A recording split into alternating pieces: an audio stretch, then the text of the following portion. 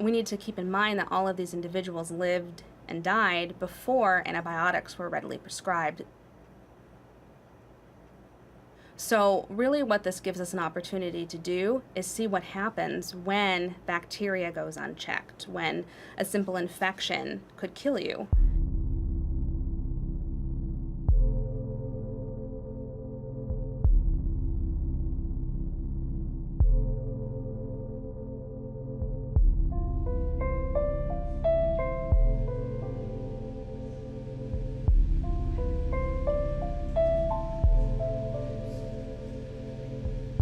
So the collection that we have here at the university is technically called the Santa Clara Valley Medical Center County Hospital Cemetery. We call them VMC for short.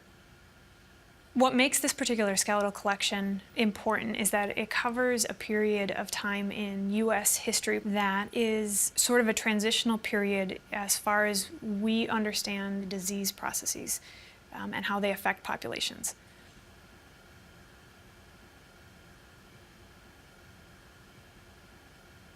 The cemetery's in-use time spans between approximately 1871 to 1935, and the period of American public health history that covers is the time period after we really start to put a lot of prominence on what we call the germ theory, and before we get to widespread use of antibiotics, which really is a game changer in terms of how we treat disease.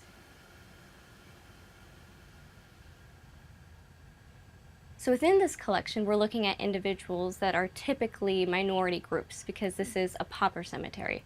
These are individuals that didn't necessarily have as much access to health care as other individuals in the population did.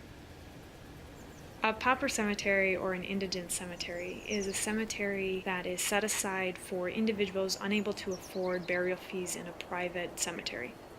They're individuals who are either without family support or they're individuals whose economic status doesn't allow them to have money set aside for burial fees.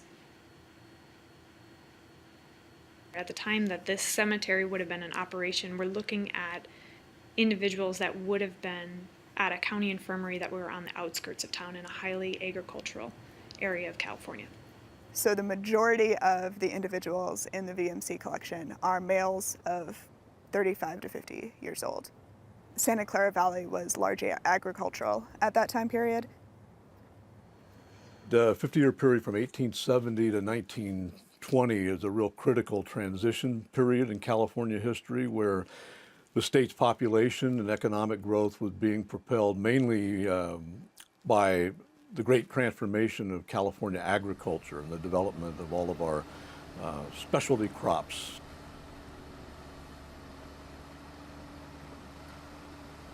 You know, by 1880, Santa Clara was already calling itself the Garden of the World, and they're producing large numbers of pears, onions, apricots, strawberries, peaches, and primarily deciduous fruits and vegetable crops. A very diverse agricultural productivity is going on in the Santa Clara Valley. And so that attracted people from all over as farmers and as farm laborers as well.